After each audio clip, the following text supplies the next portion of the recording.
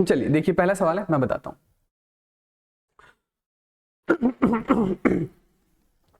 हाँ, तो इसके आगे हम लोग चलिए आइए कुछ क्वेश्चंस प्रैक्टिस करते हैं, ठीक है। ये एक ब्लॉक है जिसका मास है m, is suspended by massless spring of constant k in a vertical plane and is released when spring is in its natural length।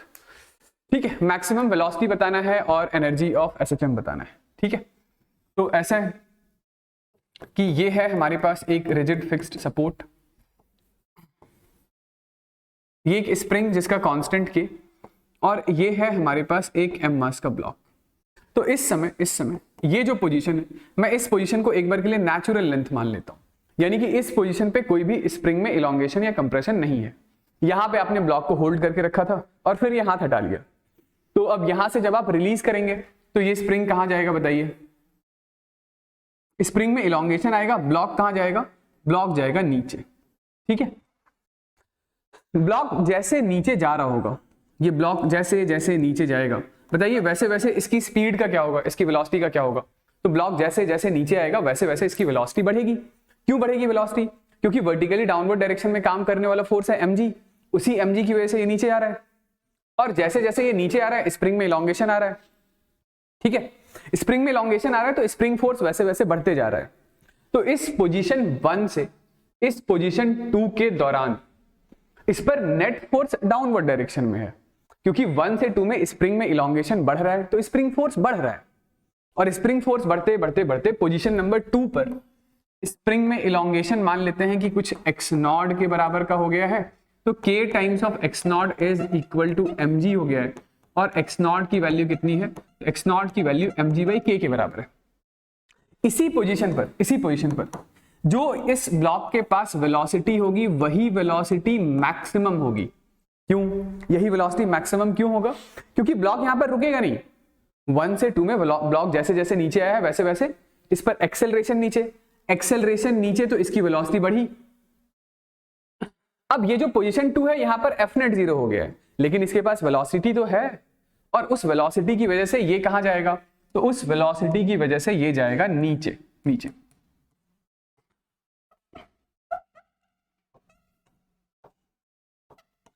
अब जैसे ही ये 2 से पोजीशन नंबर 3 की तरफ चलना स्टार्ट करता है, तो पोजीशन नंबर 2 से 3 की तरफ जाने के दौरान अब इस पर फोर्स ऊपर की तरफ काम करेगा, हेंस इसका एक्सेलरेशन ऊपर की तरफ होगा। तो 2 से 3 में वेलोसिटी घटेगी, और वेलोसिटी घटते घटते घटते घटते घटते इधर कहीं वेलोसिटी 0 हो जाएगा। आई क्या बात समझ? तो ये जो x नॉट है, यही x नॉट इसका एम्पलीट्यूड होगा मोशन का, यही x नॉट क्या होगा? एम्पलीट्यूड होगा। तो ये जो पोजीशन नंबर 2 है यही मीन पोजीशन है, तो इसी मीन पोजीशन पर इसके पास जो वेलोसिटी है वही वेलोसिटी कैसी है? मैक्सिमम है। मैक्सिमम वेलोसिटी का फॉर्मूला क्या होता है?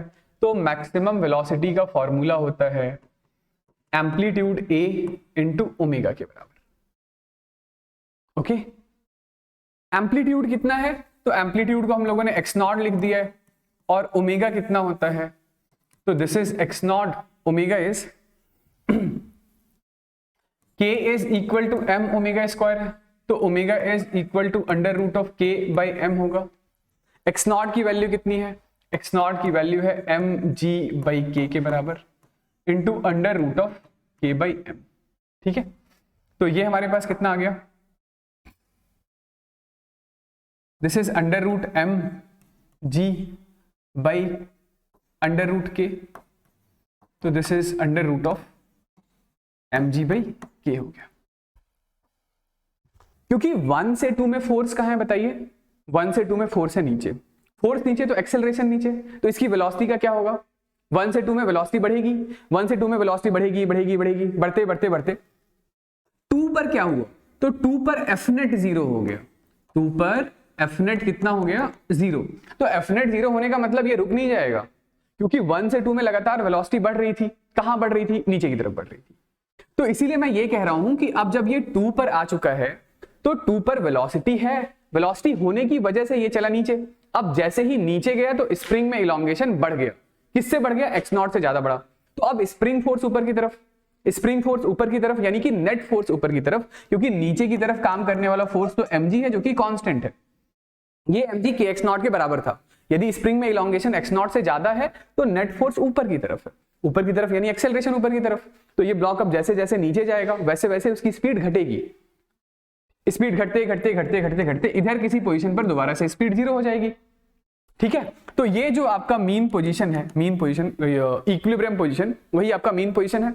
और जहां से आपने रिलीज किया था मतलब कि इस पोजीशन पर भी वेलोसिटी कितनी थी, तो इस पोजीशन पर भी वेलोसिटी 0 थी।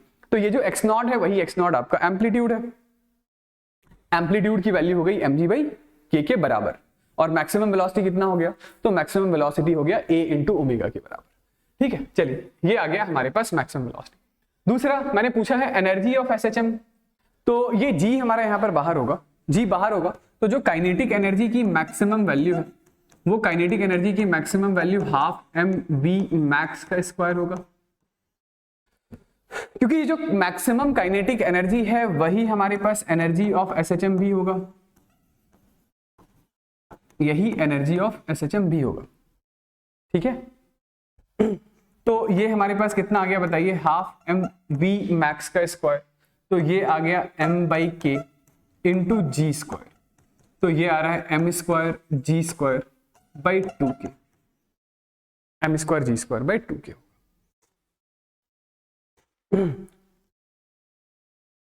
नेक्स्ट बताइए। चलिए आइए आगे बढ़ते हैं, अगला सवाल बनाते हैं।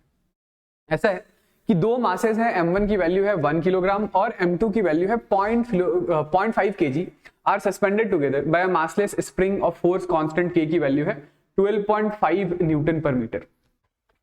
When they are in equilibrium position, m1 is gently removed. Find the angular frequency and the amplitude of oscillation of m2.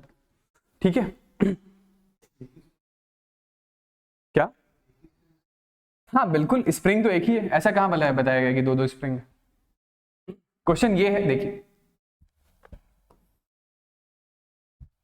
कि ये एक रिजिड फिक्स्ड सपोर्ट, ठीक है, ये यहां पर हमारे पास एक स्प्रिंग है, इस स्प्रिंग का कांस्टेंट है k और इससे दो ब्लॉक्स कनेक्टेड है,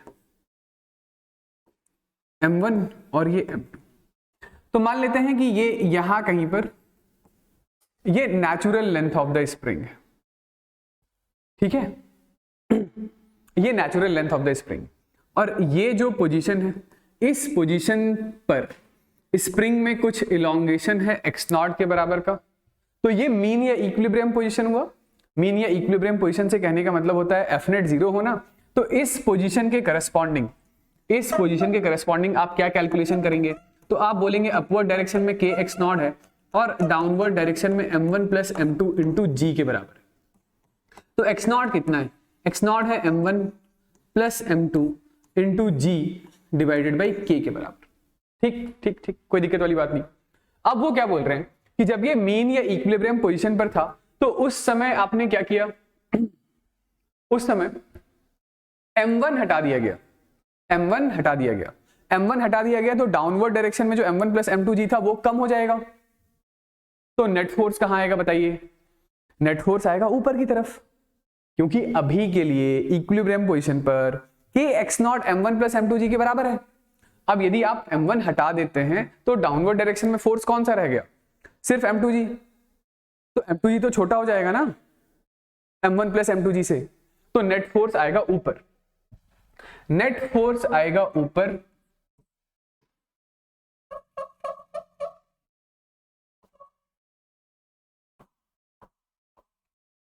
और ये इधर किसी पोजीशन पर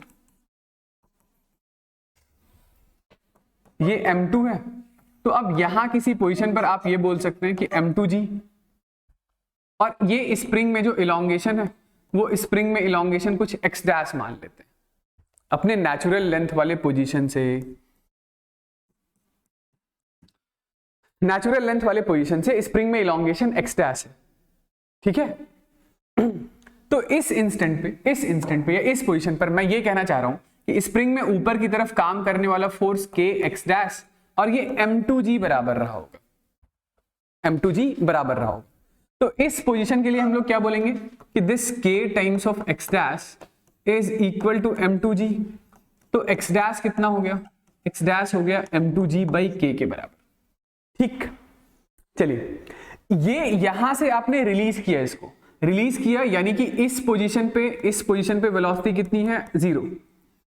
तो जहां से रिलीज कर रहे हैं वो वाला पोजीशन जहां पर की वेलोसिटी 0 होगी, तो वो पोजीशन कौन सा पोजीशन काउंट होगा? एक्सट्रीम पोजीशन, क्योंकि एक्सट्रीम पोजीशन पे ही वेलोसिटी कितनी होती है 0 होती है। आपने यहां से छोड़ा, ये भागा ऊपर, ऊपर जैसे जैसे भाग रहा है, तो ऊपर भागते समय एक ऐसा पोजीशन आ गया जहां पर कि एफ नेट 0 हो गया। तो ये कौन सा पोजीशन हो गया बताइए? ये हो गया इक्विलिब्रियम पोजीशन। तो ये एक्सट्रीम पोजीशन, ये इक्विलिब्रियम पोजीशन। एक्सट्रीम और इक्विलिब्रियम पोजीशन के बीच का जो सेपरेशन है वही सेपरेशन क्या कहलाता है? तो वही सेपरेशन एम्पलीट्यूड कहलाता है। तो बताइए इस एम्पलीट्यूड की वैल्यू कितनी होगी? एम्पलीट्यूड की वैल्यू होगी x not minus x dash के बराबर, है ना?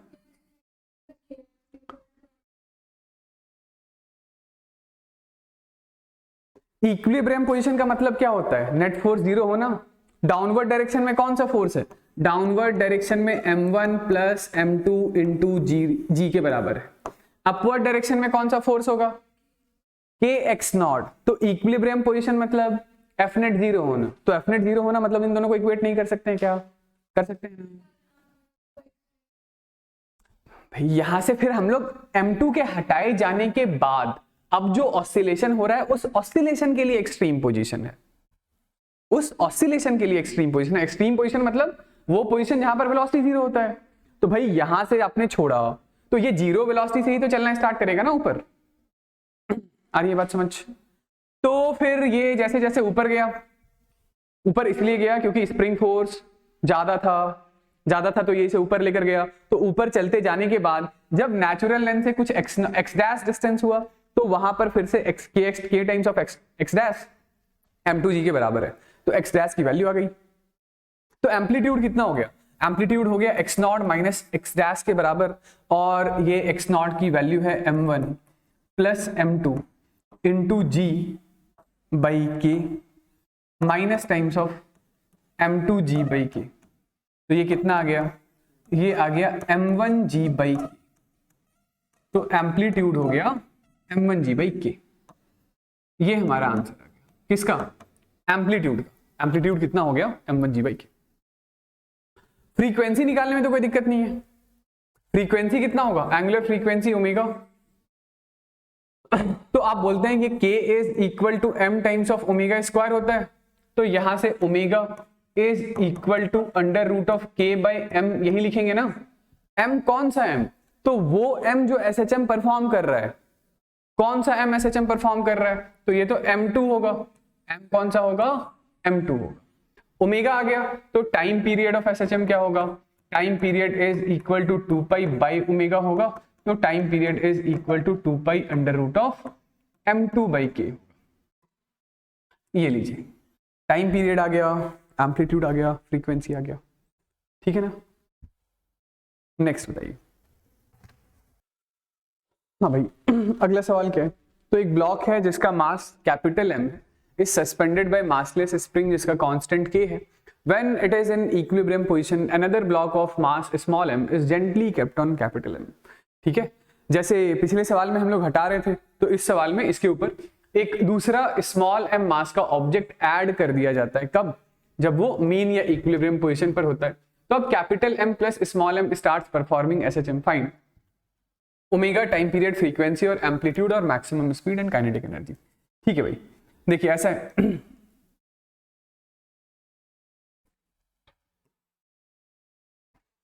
कि ये है हमारा एक रिजिड फिक्स्ड सपोर्ट, यहां से कनेक्टेड है एक स्प्रिंग,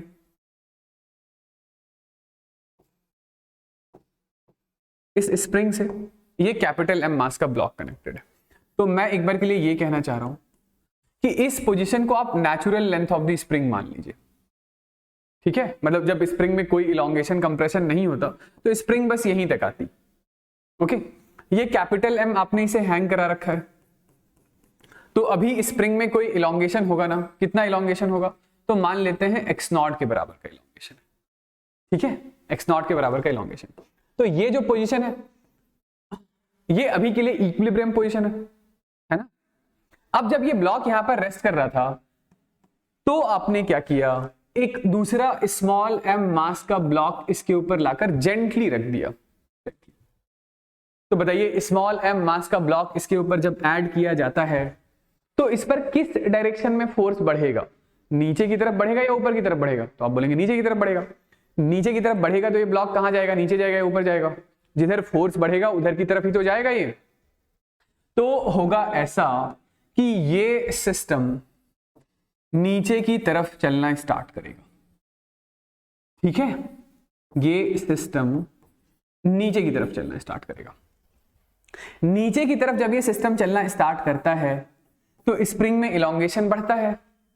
स्प्रिंग में इलोंगेशन शुरुआत में x0 था और बाद में स्प्रिंग में इलोंगेशन बढ़कर x0 प्लस x के बराबर का हो गया।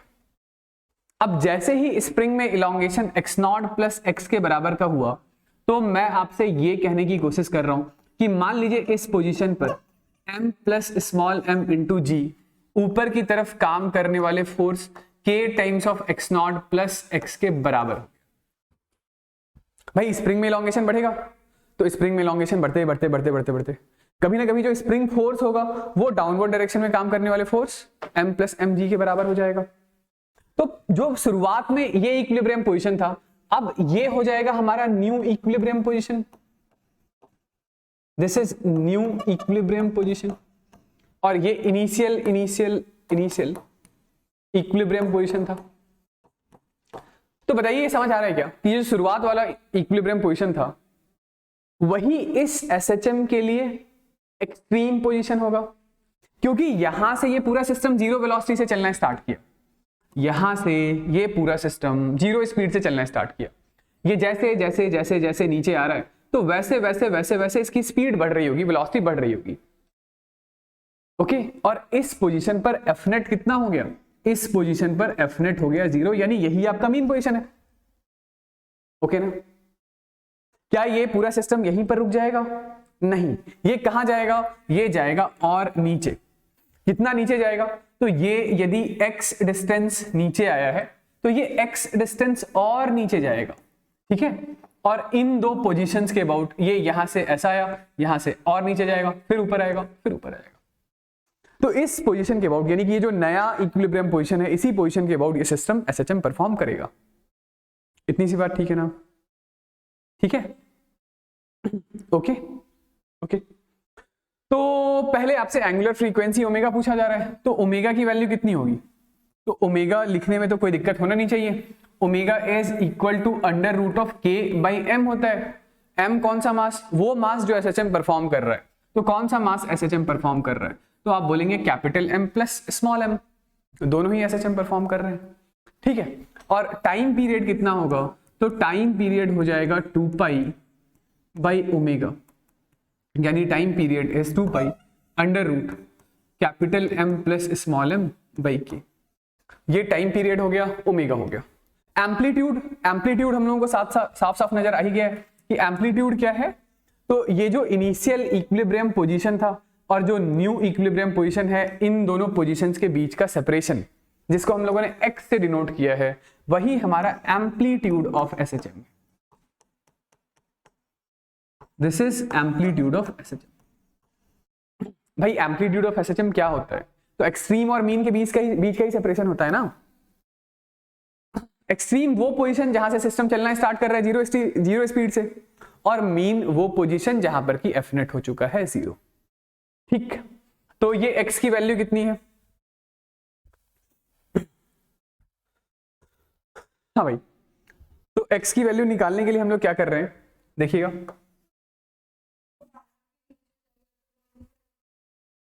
तो जितना ऊपर आया है उतना ही नीचे जाएगा। मेरे कहने का मतलब है कि ये पोजीशन 1 है, ये पोजीशन 2 है, ये पोजीशन 3 है। तो जो सेपरेशन 2 और 3 के बीच का है ना x, तो वो फिर x डिस्टेंस ही तो नीचे जाएगा। तो हमसे एम्पलीट्यूड पूछा जा रहा है ना, तो एम्पलीट्यूड क्या होता है? ये पोजीशन एक्सट्रीम जहां पर वेलोसिटी 0, ये पोजीशन मीन, इन दोनों के बीच का सेपरेशन एम्पलीट्यूड है। ओके, तो एक बार के लिए इस पोजीशन पे बताइए कि डाउनवर्ड डायरेक्शन में काम करने वाला फोर्स कितना है। तो आप बोलेंगे इस पोजीशन पर डाउनवर्ड डायरेक्शन में काम करने वाला फोर्स जो है वो capital M plus small m into G के बराबर। अपवर्ड डायरेक्शन में कितना फोर्स काम कर रहा है, तो अपवर्ड डायरेक्शन में k times of x nought plus x के बराबर। ठीक है, ओके ना। तो यहां से हमारे पास और ये जो k x नॉट है वो हम लोगों ने पहले निकाल रखा है कि k x नॉट कितना होगा। ये जो शुरुआत में इलोंगेशन स्प्रिंग में x नॉट के बराबर का था, तो इस समय के लिए जो k x नॉट है वो तो कैपिटल M G के बराबर है ना। तो क्या मैं ऐसा बोल दूं कि capital M G plus small m G this is equal to k x nought plus k x। तो ये k x नॉट और कैपिटल M G तो इक्वल है। तो यहां से x की वैल्यू कितनी आ रही है, यहां से x की वैल्यू आ रही है small m G by k। ठीक है, तो यही x हमारा एम्पलीट्यूड है। ठीक, चलिए इसके आगे आपसे क्या पूछा जा रहा है कि मैक्सिमम स्पीड बताइए। तो मैक्सिमम स्पीड का कोई फॉर्मूला होता है क्या? बिल्कुल होता है। Maximum speed is equal to a into omega होता है। a यानी कि एम्पलीट्यूड यानी कि m इंटू जी बाई के, और ओमेगा तो omega is equal to under root of k by capital M plus small m। ठीक है, ये मैक्सिमम स्पीड आ गया। और मैक्सिमम काइनेटिक एनर्जी कितना होगा? तो maximum kinetic energy maximum is 1/2 capital M plus small m into इस मैक्सिमम स्पीड का स्क्वायर, तो ये हो गया m square g square by k square into k by m plus m। तो ये m प्लस m से ये m प्लस m गया, एक k से एक k कैंसिल आउट हो गया। तो जो मैक्सिमम काइनेटिक एनर्जी वो मैं इधर लिख रहा हूं, ये है m square g square divided by 2k। तो ये आ गया मैक्सिमम काइनेटिक एनर्जी। ठीक है, चलिए आगे बढ़ते हैं।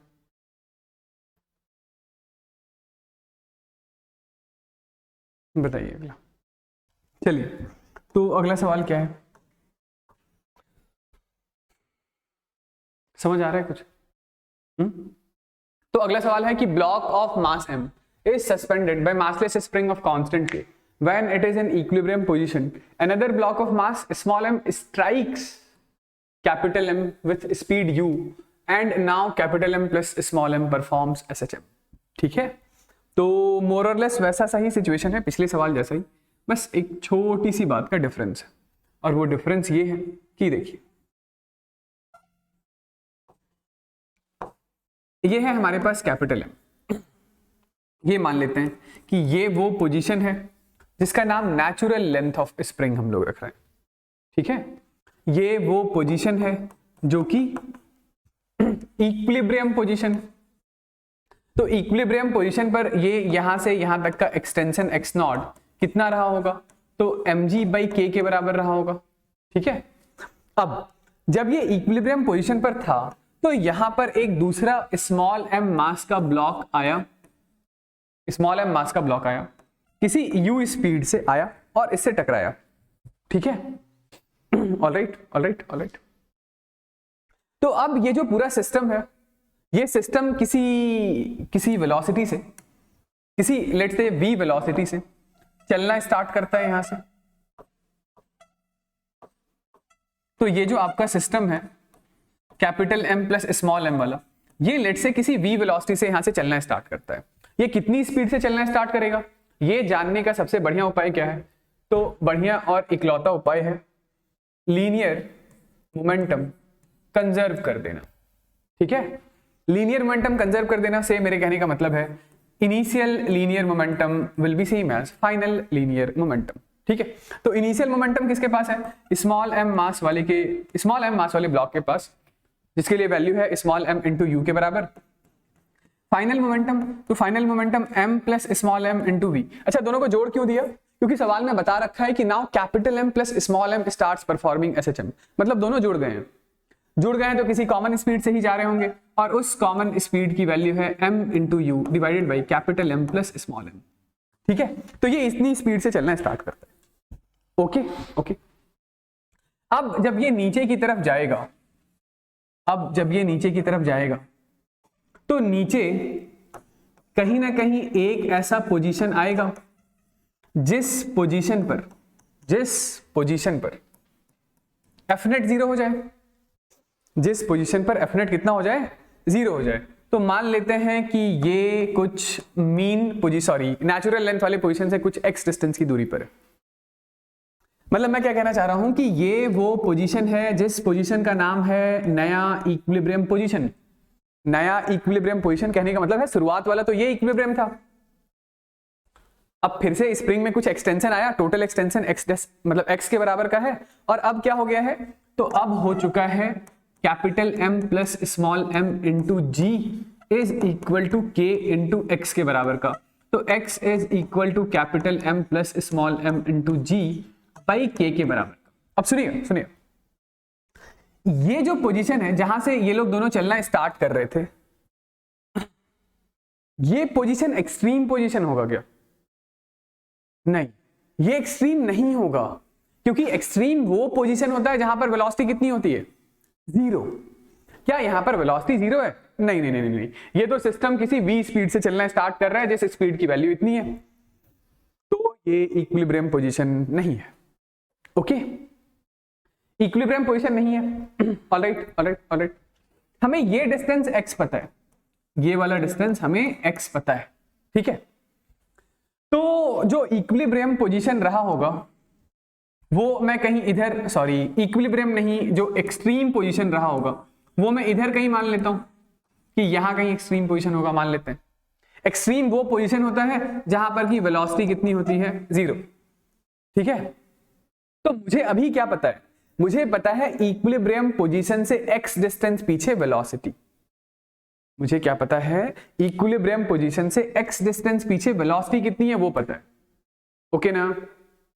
ठीक है, चलिए, तो पहले ये बताइएगा कि एंगुलर फ्रीक्वेंसी लिखने में कोई दिक्कत है क्या? नहीं। एंगुलर फ्रीक्वेंसी हम लोग क्या लिखते हैं? तो एंगुलर फ्रीक्वेंसी लिखते हैं omega which is equal to under root of k by m। m वो मास होता है जो सिंपल हार्मोनिक मोशन परफॉर्म कर रहा होता है, तो m है capital M plus small m। हाँ, 1 मिनट में आता हूं उस पर। टाइम पीरियड कितना होगा? तो टाइम पीरियड होगा 2 पाई बाय ओमेगा, यानी 2 पाई m plus m by k। तो एम्पलीट्यूड निकालने के लिए क्या किया जाए? एम्पलीट्यूड निकालने के लिए फिर से सुनिए कि आपको इक्विलिब्रियम पोजीशन कहां है वो पता है, एक्सट्रीम पोजीशन कहां है नहीं पता है, लेकिन इतनी सी बात तय है कि जहां से ये लोग चलना स्टार्ट कर रहे थे उस समय चूंकि इनके पास कुछ इनिशियल स्पीड की वैल्यू थी, तो वो पोजीशन एक्सट्रीम नहीं है, एक्सट्रीम उसके थोड़ा पीछे ही होगा, एक्सट्रीम उसके थोड़ा ऊपर ही होगा। क्यों? क्योंकि यहां के बाद से तो जैसे जैसे जैसे जैसे ये नीचे आएगा वैसे वैसे वैसे वैसे इसकी वेलोसिटी बढ़ेगी, और वेलोसिटी बढ़ते बढ़ते बढ़ते जब ये इक्विलिब्रियम पोजीशन से गुजरेगा तो उसी समय इसकी वेलोसिटी मैक्सिमम रही होगी। भाई इक्विलिब्रियम पोजीशन पे ही तो वेलोसिटी मैक्सिमम होता है। ऑलराइट, तो मुझे अभी के लिए क्या पता है? मुझे पता है कि ये जो इक्विलिब्रियम पोजीशन है वहां से x डिस्टेंस पीछे इसकी स्पीड क्या है। तो वेलोसिटी, ओमेगा, एम्पलीट्यूड और x के बीच का कोई रिलेशन पता है क्या? आप बोलेंगे बिल्कुल पता है कि velocity v is equal to omega under root of a square minus x square होता है ना। ओके, बताइए भाई, ठीक है ना? ठीक है, तो वेलोसिटी कितना है? वेलोसिटी है हमारे पास small m u by capital M plus small m। Omega कितना है? तो ओमेगा है under root of k by capital M plus small into ये इनिशियल लीनियर मोमेंटम वाली बात इरेज कर दूं, ठीक है ना, इनटू a स्क्वायर, a का हमें नहीं पता, minus times of x square, तो ये हो गया एक्स स्क्वायर, यानी कि m प्लस स्मॉल m का स्क्वायर इंटू जी का स्क्वायर बाई के का स्क्वायर। ठीक है भाई, तो हमें यहां से एम्पलीट्यूड निकालना है, दोनों साइड स्क्वायर कर देते हैं। तो this is small m square U square by capital M plus small m का whole square. This is equal to k by capital M plus small m into ये a square minus m plus capital M का whole square into G square by K. ठीक है, तो हमें यहां से a निकालना है। ठीक है, तो ये एक capital M plus small m से ये कैंसिल आउट हो गया। हमें यहां से क्या निकालना है, a निकालना है। ठीक है, इस चीज को भी रेस कर देता हूं नीचे। तो बताइएगा यहां से a का जवाब कितना आ गया। तो ये हो गया m square U square by capital M plus small m, ये k इधर ले आता हूं और इसको इधर जोड़ देता हूं, तो plus m plus capital M का square into G square by K square. This is a square, तो इस पूरे का under root. This is amplitude, this is your amplitude. ठीक है, अब यदि एम्पलीट्यूड आ गया, ठीक है, तो यदि एम्पलीट्यूड आ गया तो मैक्सिमम वेलोसिटी कितनी होगी, तो वेलोसिटी मैक्सिमम होगा a इंटू ओमेगा के बराबर। ओके, तो ये एम्पलीट्यूड इंटू ओमेगा कितना है, omega is equal to under root K by M. A की ये वाली वैल्यू उठाकर यहां से यहां डाल दीजिएगा, ये मैक्सिमम वेलोसिटी आ जाएगा। और काइनेटिक एनर्जी मैक्सिमम कितना होगा, तो kinetic energy maximum is equal to half small m plus capital M into V max का स्क्वायर, यानी कि a स्क्वायर ओमेगा स्क्वायर, ये मैक्सिमम काइनेटिक एनर्जी। ठीक है, हाँ भाई आइए स्टार्ट करते हैं। ये है हमारा अगला सवाल, क्या है कि 4 मासलेस स्प्रिंग है जिसके लिए force constant 2k, 2k, k और 2k है रेस्पेक्टिवली, फिगर में दिखा दिया गया है। और जो मास कनेक्टेड है उसके लिए वैल्यू है कैपिटल M। जो फ्लोर है ये है हमारे पास एक फ्रिक्शनलेस स्मूथ फ्लोर। ठीक है, मास M is displaced in horizontal direction, तो हमें फ्रीक्वेंसी निकालना है। फ्रीक्वेंसी के लिए आप टाइम पीरियड निकाल लीजिए, time period is reciprocal of frequency होता है। ठीक, तो सबसे पहले तो ये देखिए कि ये दोनों स्प्रिंग्स कैसे कनेक्टेड है। ये दोनों स्प्रिंग एक दूसरे के साथ एंड टू एंड कनेक्टेड है, यानी कि सीरीज में कनेक्टेड है। जब स्प्रिंग्स सीरीज में कनेक्टेड होते हैं तो k इक्विवेलेंट हम लोग कैसे निकालते हैं, तो 1 upon k equivalent is equal to 1 by k1 plus 1 by k2 होता है। तो 1 बाई k1 भी हमारे पास 1 अपॉन 2k है और 1 बाई k2 भी हमारे पास 1 अपॉन 2k है। तो यहां से आप इस चीज को सॉल्व कर लेंगे तो ये कितना हो जाएगा, 2 अपॉन 2 बाई k। तो k इक्विवेलेंट इन दोनों का कितना आ रहा है, इन दोनों का k इक्विवेलेंट आ रहा है k। ऑलराइट ऑलराइट ऑलराइट, ये दोनों स्प्रिंग्स कैसे कनेक्टेड, तो ये दोनों स्प्रिंग एक दूसरे के साथ इन्हीं 2 पॉइंट के अबाउट कनेक्टेड है ना, जिसका एक पॉइंट तो इस ब्लॉक से कनेक्टेड है और दूसरा पॉइंट इस रिजिड फिक्स्ड सपोर्ट से कनेक्टेड है। तो दोनों स्प्रिंग्स कैसे कनेक्टेड हुए, पैरेलल में। तो इन दोनों स्प्रिंग को हटा करके, यदि चलिए इसका नाम k इक्विवेलेंट डैश रख देते हैं, और इन दोनों स्प्रिंग को हटाकर एक स्प्रिंग लगाना हो तो उस इकलौते स्प्रिंग का जो कांस्टेंट है वो k इक्विवेलेंट डबल डैश, तो उसकी वैल्यू कितनी होगी। तो पैरेलल में आपको पता है कि k equivalent is k1 plus k2 plus k3 होता है। तो यहां पर k इक्विवेलेंट कितना हो जाएगा, 2k plus k that is equal to 3k हो जाएगा। सिंपल। तो कुल मिलाकर कहानी ये है कि इन दोनों स्प्रिंग को हटाकर हम लोगों ने एक स्प्रिंग लगाया, उस इकलौते स्प्रिंग का कांस्टेंट यानी कि इक्विवेलेंट वैल्यू k है। इन दोनों स्प्रिंग को हटाकर हम लोगों ने एक स्प्रिंग लगाया, उस इकलौते स्प्रिंग का कांस्टेंट है 3k। अब ये 3k और k कैसे कनेक्टेड है, तो ये 3k और k भी पैरेलल में कनेक्टेड है।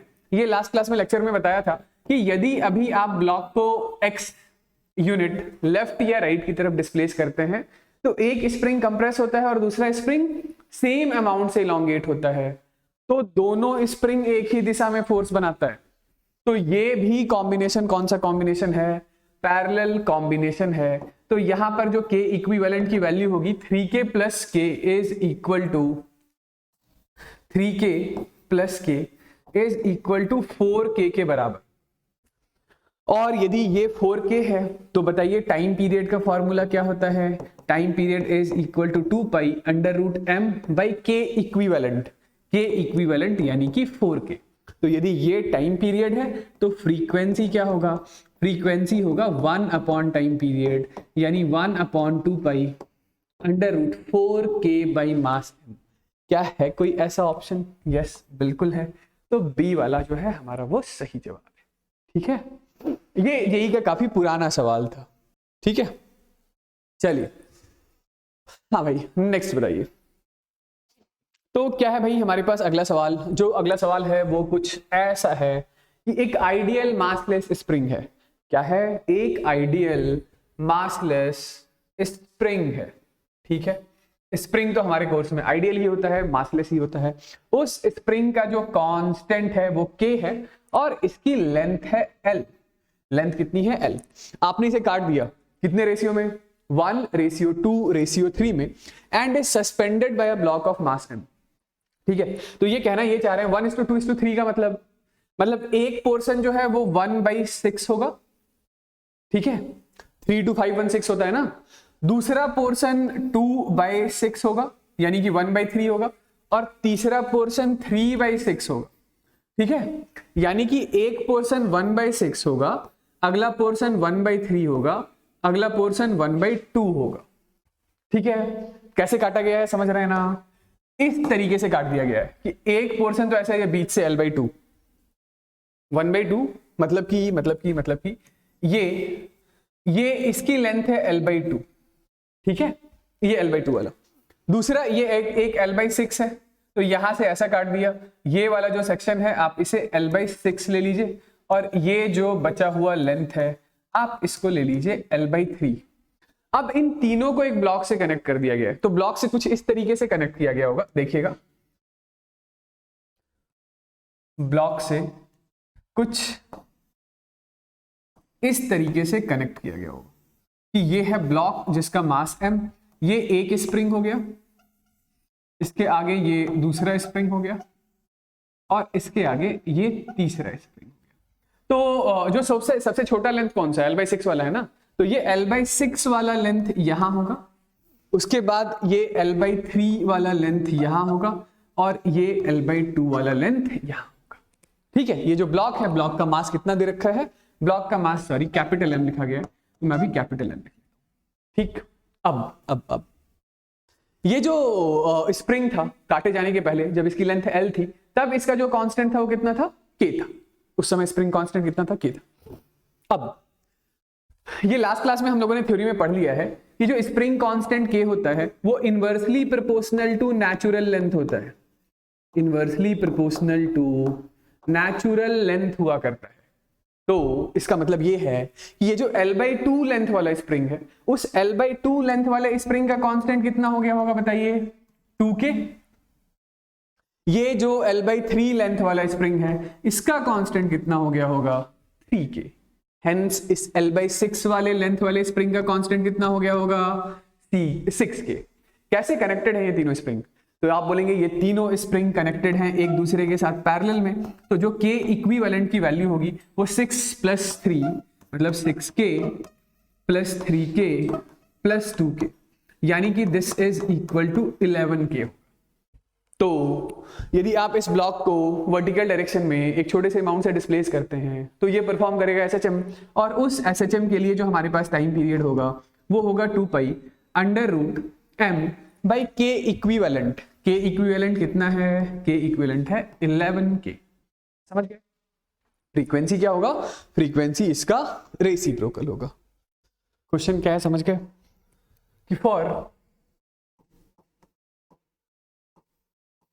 small oscillation in vertical direction find time period of SHM.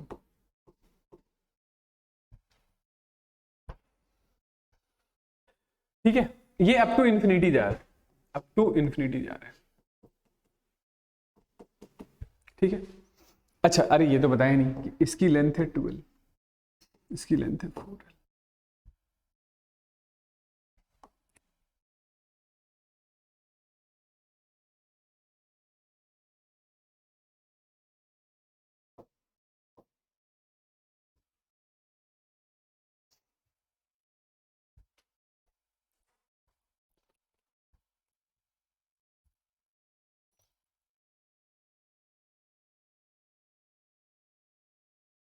हाँ चलिए आइए, इसके बाद जो हमारा अगला सवाल है वो कुछ ऐसा है कि ये एक ब्लॉक है,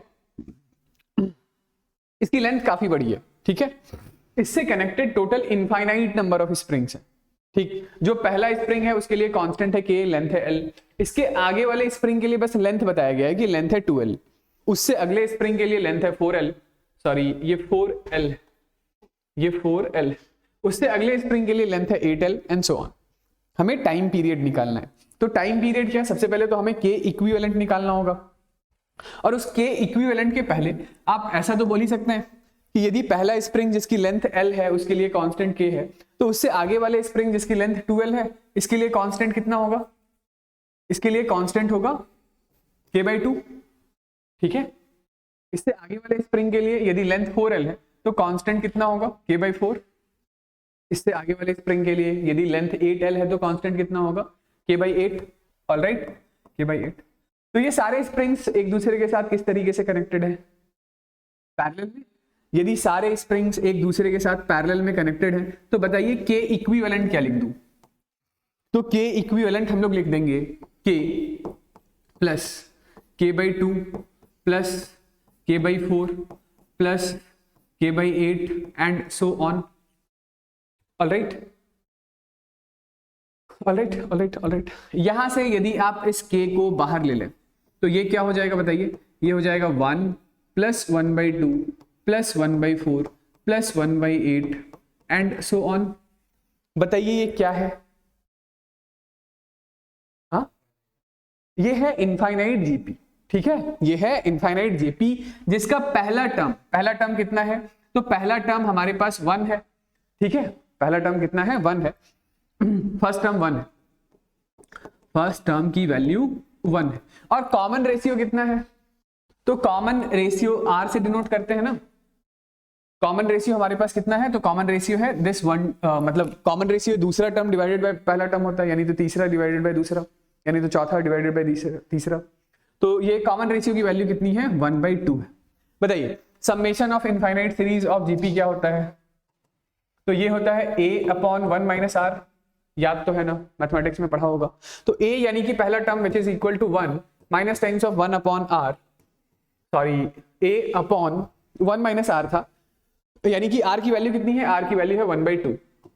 तो ये है 1 - 1/2 इज 1/2, तो ये है 2। ठीक है, तो यहां से हमारे पास जो K इक्विवेलेंट की वैल्यू आ रही है वो K इक्विवेलेंट की वैल्यू है 2K। K इक्विवेलेंट की वैल्यू कितनी है, 2K। तो therefore time period of oscillation कितना होगा, तो टाइम पीरियड हो गया हमारे पास 2π√m बाई K इक्विवेलेंट यानी कि 2K। ठीक है, चलिए बताइए नेक्स्ट सवाल। चलिए आइए अगला सवाल करते हैं कि prove that small m performs SHM if displaced slightly in vertical direction. और हमें इस डिस्प्लेसमेंट के लिए, मतलब इस ऑसिलेशन के लिए टाइम पीरियड भी निकालना है, टाइम पीरियड भी निकालना है। ठीक है, तो ये कोई एक आइडियल स्प्रिंग है जिसके लिए कांस्टेंट है K, और ये उससे कनेक्टेड एक m मास का ब्लॉक है। ठीक है, चलिए तो ये जो ब्लॉक है ये ब्लॉक अभी इस हॉरिजॉन्टल लेवल पर है ना, ऐसा ही है। एक काम करते हैं, चलिए तो सबसे पहले हम लोग क्या करते हैं कि इस ब्लॉक को इसके इस पोजीशन से थोड़ा सा डिस्प्लेस करते हैं। इस पोजीशन से ब्लॉक को हम लोग डिस्प्लेस करके यहां ले आते हैं। ठीक है, ये स्मॉल m मास का ब्लॉक था, इस पोजीशन से हम लोगों ने इसको x यूनिट डिस्प्लेस किया। ये पुली तो फिक्स्ड है, ये पुली में यहां पर ऐसा ड्रॉ, ठीक है, आराम से समझिएगा, ठीक है। ये है हमारे पास स्प्रिंग, ये ग्राउंड और ये इससे कनेक्टेड स्प्रिंग, ठीक है। सुनिएगा, यदि आप इस स्मॉल m मास के ब्लॉक को इस पोजीशन से x यूनिट नीचे की तरफ डिस्प्लेस करते हैं तो एक बात तो तय है कि ये जो स्प्रिंग है, स्प्रिंग पे इधर कोई पॉइंट लेते हैं हम लोग, पॉइंट A, तो इस पॉइंट A का भी डिस्प्लेसमेंट कितना होगा, x के बराबर। तो ये पॉइंट A उठकर यहां आ गया, ये पॉइंट A उठकर यहां आ गया है, कितना ऊपर आ गया है, तो ये भी सेम x डिस्टेंस ऊपर आएगा। भाई एक साइड से ब्लॉक x डिस्टेंस खींचेंगे तो दूसरी साइड से तो स्प्रिंग x डिस्टेंस ही ऊपर जाएगा ना, ठीक। अब जैसे ही ये स्प्रिंग में डिस्प्लेसमेंट आया x यूनिट का, तो स्प्रिंग में एक टेंशन आएगा, स्प्रिंग में एक फोर्स आएगा, कितना आएगा टेंशन फोर्स, तो ये स्प्रिंग में प्रोड्यूस टेंशन फोर्स, इसका नाम हम लोग T1 लिख लेते हैं। इस T1 की वैल्यू होगी k टाइम्स ऑफ x, ठीक है, ओके। अच्छा, ये जो हमारे पास ब्लॉक था जिसका मास m है, ठीक। अब देखिए प्रॉब्लम ये है कि ये जो हमारे पास पुली है वो भी आइडियल पुली नहीं है, इसका भी कुछ मास दे रखा है, ये एक डिस्क है, ठीक है, यहां पर कोई स्लिपिंग वगैरह नहीं हो रहा है, ठीक। तो यदि आपने इसके लेफ्ट साइड पर टेंशन T1 मान रखा है तो राइट साइड पर यानी इस दूसरे साइड स्ट्रिंग पर टेंशन किसी दूसरी वैल्यू का होगा। रोटेशनल डायनामिक्स में कर रखा है हम लोगों ने ऐसा सवाल, है ना। ये हमारे पास एक पुली है, पुली का भी मास है, यहां पर फ्रिक्शन है, तो उसी फ्रिक्शन की वजह से इस स्ट्रिंग के दोनों एंड पर टेंशन सेम नहीं होगा। यदि यहां पर आपने टेंशन T1 माना हुआ है तो यहां पर टेंशन कितना मानना पड़ जाएगा, T2 मानना पड़ जाएगा, ओके। टेंशन कितना हो गया, T2 हो गया। रोटेशन में कराया था ना, यदि ये आइडियल पुली होता तो फिर एक ही ये मासलेस स्ट्रिंग होती और वहां पर दोनों साइड पर टेंशन सेम होता, लेकिन ये एक डिस्क है, ये भी रोटेट होगा, इसके पास भी कुछ ना कुछ एंगुलर एक्सेलरेशन होगा, तो अभी के लिए टेंशन दोनों साइड पर सेम नहीं है, सिंपल, ओके। तो यहां पर टेंशन ये T2 ऐसा है तो वही टेंशन इस ब्लॉक पर ऐसा है T2, ठीक। ये जो टेंशन है स्ट्रिंग में वो एक वेरिएबल फोर्स होगा, जैसे जैसे x बदलेगा वैसे वैसे टेंशन बदलेगा, तो यही टेंशन रिस्पॉन्सिबल है इसके SHM के लिए। इसके अलावा इस पर एक और फोर्स काम कर रहा है, कौन सा, mg।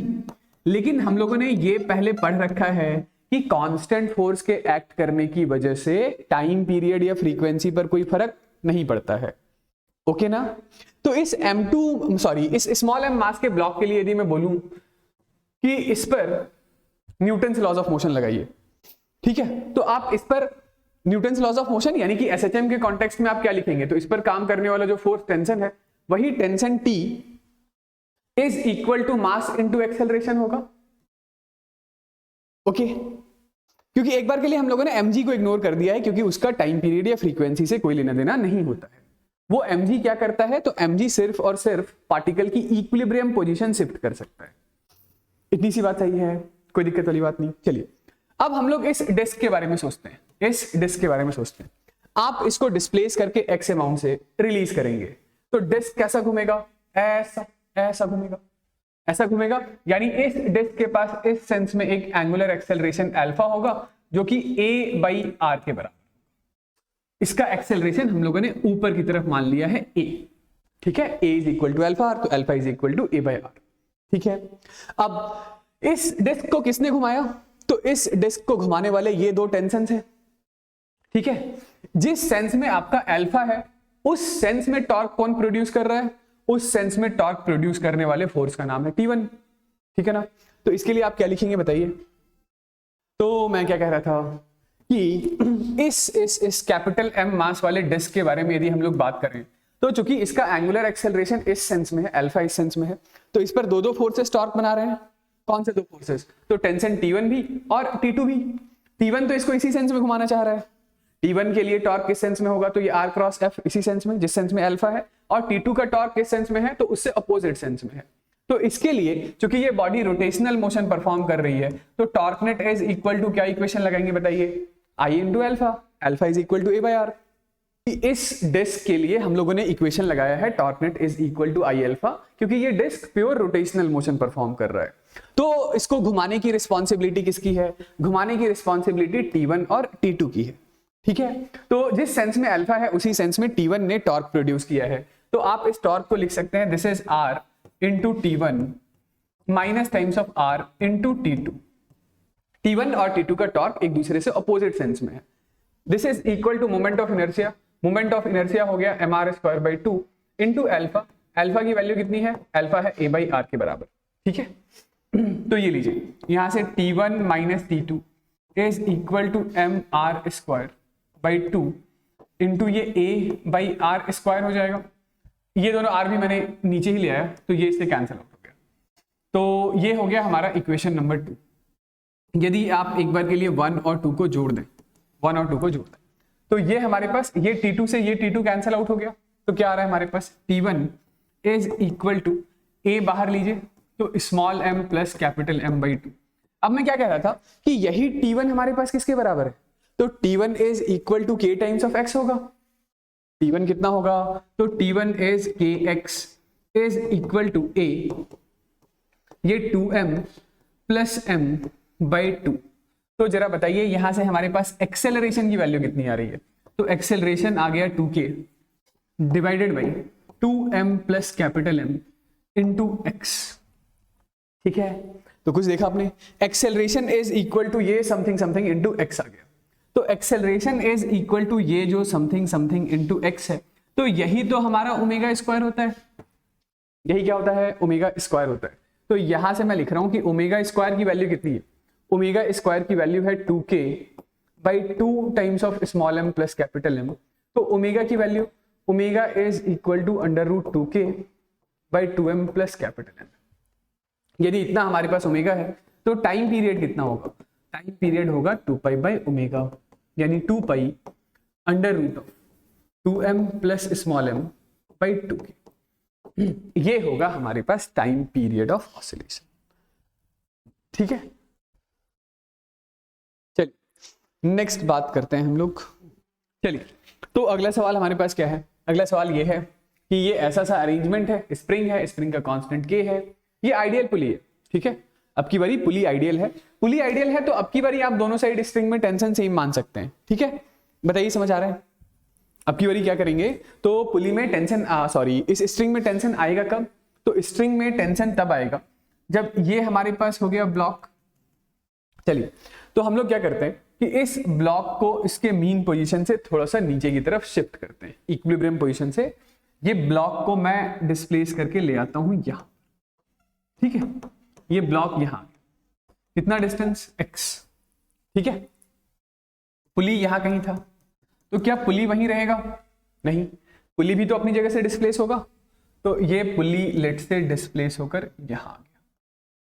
ठीक है, तो अब ये कुछ ऐसा दिखाई दे रहा है।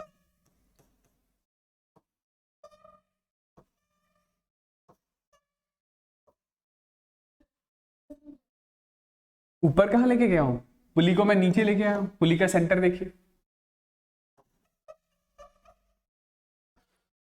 हाँ भाई, तो ये इस ब्लॉक को हम लोग कुछ x डिस्टेंस नीचे की तरफ लेकर आते हैं। x डिस्टेंस नीचे की तरफ लेकर आएंगे, यहां से रिलीज करेंगे, तो इस स्मॉल m मास के ब्लॉक के पास ऊपर की तरफ आएगा कुछ एक्सेलरेशन। लेट से वो एक्सेलरेशन कितना है? a है। तो ये जो रस्सी है, ये जो स्ट्रिंग है, इस स्ट्रिंग में बनेगा कुछ टेंशन। बताइए बनेगा ना? ठीक है, तो ये स्ट्रिंग में टेंशन मान लेते हैं T है। यदि ये स्ट्रिंग में टेंशन T है तो यहां पर वही टेंशन T ऐसा, और यहां पर वही टेंशन T ऐसा ऐसा। तो चूंकि ये पुली आइडियल है तो इस पर डाउनवर्ड डायरेक्शन में देखिएगा जरा इस पुली को, कि इस पर डाउनवर्ड डायरेक्शन में कितना टेंशन आ गया? T + T 2T। तो इस पर अपवर्ड डायरेक्शन में कितना फोर्स आ जाएगा? 2T है ना। तो इस स्प्रिंग में जो टेंशन है, उस टेंशन को आप याद रखिएगा 2 टाइम्स ऑफ टेंशन T से इक्वेट कर सकते हैं। ठीक है, और यही 2T किसके बराबर होगा? तो this 2T is equal to spring का constant K into displacement in spring spring में डिस्प्लेसमेंट उतना ही नहीं होगा जितना आपने ब्लॉक को डिस्प्लेस किया है, ओके ना। तो कितना होगा डिस्प्लेसमेंट, ये जानने के लिए क्या स्ट्रिंग कंस्ट्रेंट वाली बात याद है? नहीं याद है तो मैं याद दिलाता हूं कि ये जैसे हमारे पास जो पुली होता है, तो इस पुली का एक्सेलरेशन AP है, कि यदि पुली का एक्सेलरेशन AP है, ये इस साइड पर जो स्ट्रिंग है उसका एक्सेलरेशन हम लोग A1 मान लेते हैं, इसका एक्सेलरेशन हम लोग A2 मान लेते हैं। तो ये याद है ना कि एक्सेलरेशन ऑफ पुली किसके बराबर होता है? तो acceleration of pulley is A1 plus A2/2 के बराबर होता है, string constraint, Newton's laws of motion, ठीक। तो वैसे ही यही रिलेशन आप वेलोसिटी के लिए भी लिख सकते हैं कि velocity of pulley is equal to इस पॉइंट की वेलोसिटी v1, इस पॉइंट की वेलोसिटी v2, तो v1 प्लस v2/2। यही एक्सप्रेशन आप डिस्प्लेसमेंट के लिए भी लिख सकते हैं कि displacement of pulley is equal to इस पॉइंट का डिस्प्लेसमेंट प्लस इस पॉइंट का डिस्प्लेसमेंट डिवाइडेड बाय 2, ठीक है। तो मैं ये कहना चाह रहा था कि ये वाला पॉइंट देखिए, ये जो रस्सी है ये तो ग्राउंड से कनेक्टेड है, इसका कोई डिस्प्लेसमेंट होगा क्या? नहीं। तो इस पॉइंट का डिस्प्लेसमेंट कितना है? 0, ठीक है। ये वाली जो स्ट्रिंग है आपने इसको नीचे की तरफ खींचा है x यूनिट, ठीक है। तो वही एक्सप्रेशन हम लोग यहां पर लगाएं तो हम लोग क्या लिखेंगे बताइए कि displacement of pulley is equal to इधर का डिस्प्लेसमेंट 0 प्लस दूसरी साइड का डिस्प्लेसमेंट x डिवाइडेड बाई 2। तो displacement of pulley is equal to x/2 है। कितना है? x/2 है। यदि पुली का डिस्प्लेसमेंट x/2 है तो उससे कनेक्टेड इस स्प्रिंग का भी डिस्प्लेसमेंट x/2 होगा, मतलब स्प्रिंग में भी इलोंगेशन कितना होगा? x/2 होगा। तो क्या मैं इस 2 टाइम्स ऑफ t को k इंटू x/2 से इक्वेट कर दूं? बिल्कुल कर सकते हैं। तो यहां से हमारे पास ये जो टेंशन t है, इसके आगे का मैं इधर लिख रहा हूं कि यहां से हम लोग ये लिख सकते हैं tension t is equal to k times of x/4 है। टेंशन t कितना है? k x/4, okay. तो टेंशन की वैल्यू आ गई है। अब इस ब्लॉक को पकड़िए, इस ब्लॉक पर जो फोर्स काम कर रहा है SHM के लिए, जिस फोर्स का टाइम पीरियड या फ्रीक्वेंसी से लेना देना है, mg का टाइम पीरियड या फ्रीक्वेंसी से कोई लेना देना नहीं है क्योंकि वो तो एक कांस्टेंट फोर्स है। तो इस ब्लॉक पर आप क्या लिखेंगे कि this tension T is equal to mass into acceleration, alright. और इस टेंशन T की वैल्यू हम लोगों ने पहले से निकाल रखा है कि tension is equal to k x/4, this is equal to mass into acceleration. तो यहां से हमारे पास आ चुका है acceleration is equal to k/4m into x। तो फिर से जैसे ही acceleration is equal to something something into x हम लोगों ने प्रूव कर दिया, तो इसका मतलब क्या हुआ? इसका मतलब ये हुआ कि मोशन इज SHM। ये जो मोशन है ये एक सिंपल हार्मोनिक मोशन है, ऑलराइट। मोशन कैसा है? मोशन सिंपल हार्मोनिक है। और इस SHM के लिए जो हमारे पास ओमेगा स्क्वायर की वैल्यू है वो k/4m है। तो ओमेगा कितना होगा? Omega under root of k/4m। तो टाइम पीरियड कितना होगा? Time period is 2 pi under root of 4m/k के बराबर, ठीक है। आ गया समझ? मैं एक बारी समराइज कर देता हूं फिर से। तो इन सब टाइप के क्वेश्चन में आपको क्या करना होता है, ये जो ब्लॉक है, ये जो पोजीशन गिवन होता है वो हमेशा मीन या इक्विलिब्रियम पोजीशन होता है, वहां से आपको ब्लॉक को डिस्प्लेस करना होगा। ब्लॉक को डिस्प्लेस कीजिए बाय सम अमाउंट x। अब ये जो जैसे ही ब्लॉक किसी अमाउंट से आपने डिस्प्लेस किया है तो उससे कनेक्टेड जो स्ट्रिंग है उसमें टेंशन आएगा। तो वही टेंशन को अल्टीमेटली आपको tension is equal to mass into acceleration लिखना होता है। तो बस अब आपको उसी टेंशन की वैल्यू फाइंड आउट करनी है, ठीक है। टेंशन की वैल्यू हम लोग कैसे फाइंड आउट कर सकते हैं? तो यहां पर ये जो टेंशन है वही टेंशन की वजह से स्प्रिंग में भी इलॉन्गेशन आया है, ठीक है। ये एक आइडियल पुली से कनेक्टेड है, तो स्प्रिंग में अपवर्ड डायरेक्शन में काम करने वाला जो फोर्स है वो T नहीं बल्कि 2T हो जाएगा, और वही 2T k times of x होगा।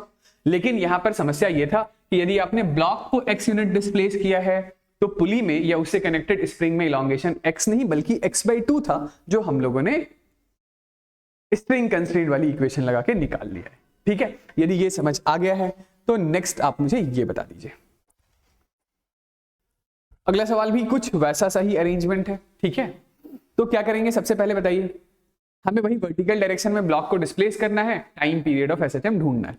तो इसके लिए फिर से ये जो हमारे पास ब्लॉक है इस ब्लॉक को, ये इसका मीन पोजीशन था, इक्विलिब्रियम पोजीशन था, यहां पर ये रेस्ट पे है, इसको डिस्प्लेस किया नीचे की तरफ बाय सम अमाउंट एक्स।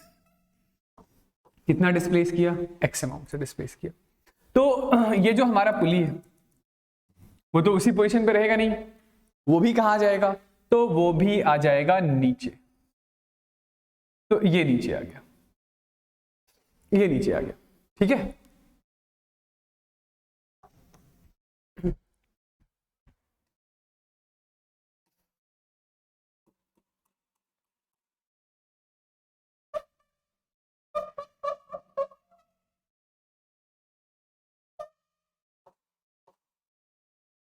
ये ठीक है। तो अब देखिए, सबसे पहले कि पुली में जितना डिस्प्लेसमेंट हुआ है वो किसी दूसरी वैल्यू का होगा। कितना होगा डिस्प्लेसमेंट? निकाल लें सबसे पहले। मतलब होगा क्या, देखिए, तो ये यहां पर मान लेते हैं हम लोग कि ये कुछ टेंशन है टी। या चलिए एक काम करते हैं, इधर इस स्ट्रिंग में टेंशन हम लोग टी मान लेते हैं, ठीक है। यदि इस स्ट्रिंग में टेंशन टी है तो यहां पर भी तो टेंशन टी होगा। यहां पर टेंशन टी है, यहां पर टेंशन टी है, तो यहां पर टेंशन कितना है? 2t है। वही 2t टेंशन इस ब्लॉक पर काम कर रहा है। यहां से आप ब्लॉक को रिलीज करेंगे, ब्लॉक कहां भागेगा? ब्लॉक भागेगा ऊपर। कितने एक्सेलरेशन से? a एक्सेलरेशन से। तो बात यह है कि ये जो ब्लॉक पर काम करने वाला टेंशन 2t है वही इसको SHM परफॉर्म करवाता है, वही इसके लिए टाइम पीरियड में रिस्पॉन्सिबल है। तो this 2t is equal to mass into acceleration a के बराबर हम लोगों ने लिख दिया है। अब पंगा ये है कि हमें ढूंढना है टेंशन। तो टेंशन आएगा तब जब आप इस स्प्रिंग में इलॉन्गेशन या कंप्रेशन ढूंढ लेंगे। कंप्रेशन तो नहीं, फिलहाल के लिए इलॉन्गेशन ढूंढ लेंगे, ठीक है ना। चलिए, तो एक बात बताइए कि यदि इसका डिस्प्लेसमेंट x अमाउंट से हुआ है, इसका डिस्प्लेसमेंट x अमाउंट से हुआ है, तो ये पुली का भी डिस्प्लेसमेंट कितने अमाउंट से होगा? x अमाउंट से। भाई उसी से तो कनेक्टेड ये ब्लॉक है, ओके। अब यदि पुली x अमाउंट से डिस्प्लेस हो गई, इस पॉइंट में कोई डिस्प्लेसमेंट होगा नहीं, क्योंकि ये तो एक रिजिड फिक्स सपोर्ट से कनेक्टेड है, ये तो एक रिजिड फिक्स सपोर्ट से कनेक्टेड है। तो इसमें कुछ इलॉन्गेशन हुआ होगा। जैसे यहां पर कोई पॉइंट A है, तो ये वाला पॉइंट अब यहां चला है, तो इसमें इलॉन्गेशन कितना होगा बताइए। तो हम लोगों ने अभी अभी क्या पढ़ा? अभी अभी हम लोगों ने ये पढ़ा कि ये हमारे पास पुली है, इसका डिस्प्लेसमेंट मान लेते हैं x1 है, इसका डिस्प्लेसमेंट x2 है, तो इसका डिस्प्लेसमेंट कितना होता है? x1 प्लस x2/2 होता है, ठीक है। तो यदि पुली में डिस्प्लेसमेंट x है, पुली में डिस्प्लेसमेंट कितना है? दिस इज डिस्प्लेसमेंट ऑफ पुली। तो डिस्प्लेसमेंट एंड पुली है x, x1 हमें ढूंढना है, x2 कितना है? 0/2, तो x1 कितना आ गया? 2x आ गया। इसका मतलब है ये जो पॉइंट A है वो नीचे चला गया है 2x डिस्टेंस, ठीक है। तो जो स्प्रिंग में टेंशन होगा this is equal to k into 2x के बराबर। तो t की वैल्यू कितनी है? 2kx के बराबर है। समझ गए? समझ गए? तो हम लोग यही इक्वेशन लिख रहे थे ना इस ब्लॉक पर। तो इस ब्लॉक पर चलिए इक्वेशन में इधर लिख लेता हूं कि ब्लॉक पर काम करने वाला जो फोर्स है वो 2t के बराबर है, और ये 2t किसके बराबर है? तो 2t is equal to k into, sorry 2t तो हम लोग मास m इंटू a के बराबर लिखेंगे, और टेंशन की वैल्यू हो गई हमारे पास कितना बताइए? k into 2x। This is mass into acceleration, ठीक है। तो ये लीजिए भाई, यहां से हमारे पास एक्सेलरेशन कितना आ गया? तो एक्सेलरेशन आ गया 4k by mass m into x। तो फिर से हम लोगों ने क्या प्रूव कर दिया कि acceleration is equal to something something into displacement x। तो यही समथिंग समथिंग हमारा क्या है? यही समथिंग समथिंग हमारा ओमेगा स्क्वायर है। Omega square is equal to 4k by mass m, ठीक है। तो ओमेगा कितना है? ओमेगा है under root of 4k by mass m। तो टाइम पीरियड कितना होगा? टाइम पीरियड होगा 2 पाई बाई ओमेगा, यानी टाइम पीरियड हो गया 2 pi under root m by 4k। Time period हो गया 2 pi under root m by 4k। समझ गए? ठीक है। यदि ये सारे सवाल समझ आ गए, चलिए आइए एक और सवाल बनाते हैं, ठीक है। तो ये हमारे पास डिस्क है, डिस्क का मास है m, रेडियस है r, ठीक है। और ये जो सरफेस है, ये सरफेस रफ, सरफेस रफ। तो बताया ये जा रहा है कि disc is displaced slightly in horizontal direction, prove that it performs simple harmonic motion. और यदि एक बार प्रूव कर लेंगे तो टाइम पीरियड भी हमें निकालना आ जाएगा। ठीक है, चलिए क्या करें हम लोग, तो करते हैं ये कि इस पोजीशन से ये जो डिस्क है, इस डिस्क को थोड़ा डिस्प्लेस करते हैं। इस पोजीशन से हम लोग डिस्क को थोड़ा डिस्प्लेस करते हैं। ठीक है, तो स्प्रिंग में आ गया कुछ, लेट से x यूनिट हम लोगों ने डिस्प्लेस किया, तो स्प्रिंग में x यूनिट इलोंगेशन आ गया। यदि स्प्रिंग में कुछ x यूनिट का इलोंगेशन है तो इस ब्लॉक पर, सॉरी इस डिस्क पर एक फोर्स इस दिशा में लगेगा विच इज स्प्रिंग फोर्स, और उसकी वैल्यू कितनी होगी, तो spring force is equal to k into x के बराबर। ठीक है ना, ओके। इस पॉइंट की टेंडेंसी है आगे भागने की, सरफेस है रफ, तो इस पर पीछे की तरफ काम करेगा हमारे पास फ्रिक्शनल फोर्स। पीछे की तरफ कौन सा फोर्स, फ्रिक्शनल फोर्स काम करेगा। ठीक है, ओके, चलिए ये ठीक है। अच्छा, ये जो सरफेस है, सरफेस काफी ज्यादा रफ है, काफी ज्यादा रफ है से मेरे कहने का मतलब है कि कोई स्किडिंग या स्लिपिंग नहीं होगा। ठीक है, ये ऐसे घूमता हुआ आगे आएगा, घूमता हुआ आगे आएगा, तो इस पोजीशन पर इसके पास कुछ एंगुलर एक्सेलरेशन अल्फा होगा। जब यहां से आप इसे रिलीज करेंगे तो एक्सेलरेशन इसी दिशा में होगा ना। एक्सेलरेशन यदि a है तो अल्फा की वैल्यू a बाई आर के बराबर होगी। ठीक, a is equal to alpha r होता है। तो इस डिस्क पर यदि आप न्यूटन्स लॉज ऑफ मोशन लगाते हैं तो net force is equal to क्या लिखेंगे, तो इस पर दो फोर्सेस काम कर रहे हैं, इक्विलिब्रियम पोजीशन की तरफ kx और पीछे की तरफ फ्रिक्शनल फोर्स। तो नेट फोर्स कितना हो गया बताइए, नेट फोर्स हो गया kx minus times of frictional force is equal to इसका mass m into acceleration a। ठीक है, ओके। अब ये जो डिस्क है, इस डिस्क का मोशन किस एक्सिस के अबाउट होगा, सेंटर ऑफ मास के अबाउट। भाई सेंटर ऑफ मास के अबाउट ही तो रोटेट करेगा, तो हम लोग torque net about centre of mass is equal to moment of inertia about centre of mass into angular acceleration alpha, ऐसा भी तो लिख सकते हैं, torque is equal to I alpha. बताइए किसने घुमाया इसे, फ्रिक्शन ने, क्योंकि जो स्प्रिंग का टेंशन फोर्स है वो तो सेंटर ऑफ मास से ही होकर गुजर रहा है। तो जो टॉर्क है वो टॉर्क हो गया r into frictional force. Moment of inertia कितना होगा, मोमेंट ऑफ इनर्शिया हो गया mr square by 2 into angular acceleration a by r. ठीक है, तो यहां से हम लोग लिख सकते हैं this Fr is equal to, ये r से r कैंसिल आउट हो गया, this is equal to ma by 2। इसका नाम है इक्वेशन नंबर 2। ठीक, तो चलिए ऐड कर दीजिए दोनों इक्वेशंस को। जैसे ही आप इन दो इक्वेशन को ऐड करते हैं तो ये फ्रिक्शन से फ्रिक्शन खत्म, ये kx इज इक्वल टू, यहां से हम लोग लेते हैं a बाहर, m प्लस m बाई 2 यानी कि 3m बाई 2। तो बताइए एक्सेलरेशन कितना आ गया, एक्सेलरेशन आ गया 2k by 3m into X. Okay, 2k by 3m into X. तो क्या acceleration directly proportional to displacement आ रहा है क्या, बिल्कुल आ रहा है। तो मोशन कैसा होगा, मोशन होगा सिंपल हार्मोनिक मोशन। तो एसएचएम प्रूव करने के लिए हमें कुछ नहीं करना है, बस जो मीन या इक्विलिब्रियम पोजीशन है वहां से बॉडी को डिस्प्लेस करना है, और अब इस पर जो एफ नेट यानी तो जो एक्सेलरेशन है वो directly proportional to displacement from mean position आ जाना चाहिए, तभी आप इस मोशन को सिंपल हार्मोनिक बोल पाएंगे। और ये जो हमारे पास x के पहले लिखा हुआ जो नंबर है, x के पहले जो लिखा हुआ नंबर है, यही नंबर हमारा क्या होता है, तो यही एक्सप्रेशन ओमेगा स्क्वायर होता है। तो ओमेगा स्क्वायर की वैल्यू कितनी है, ओमेगा स्क्वायर की वैल्यू है 2k डिवाइडेड बाई 3m। तो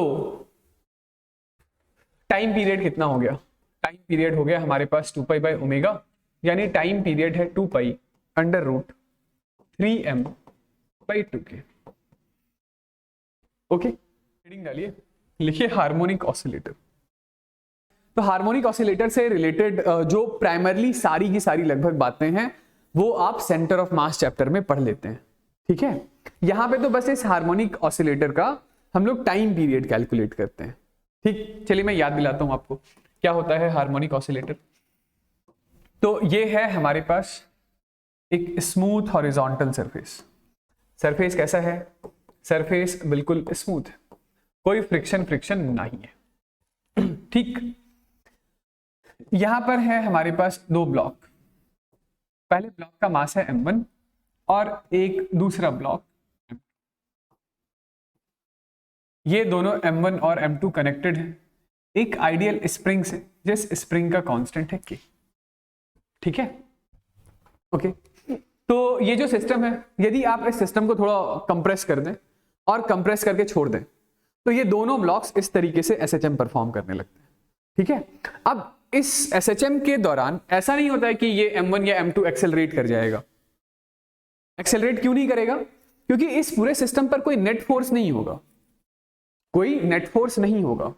नेट फोर्स क्यों नहीं होगा? क्योंकि जो फोर्स है वर्टिकल डायरेक्शन में तो वैसे भी टेंशन लेने वाली कोई बात नहीं है, डाउनवर्ड डायरेक्शन में mg, अपवर्ड डायरेक्शन में नॉर्मल, और हॉरिजॉन्टल डायरेक्शन में जो स्प्रिंग फोर्स है, तो स्प्रिंग तो एक इंटरनल फोर्स है, जितना फोर्स इस पर लगेगा उतना ही फोर्स इस पर लगेगा उससे अपोजिट दिशा में। तो एक्सेलरेशन कितना हो गया? 0।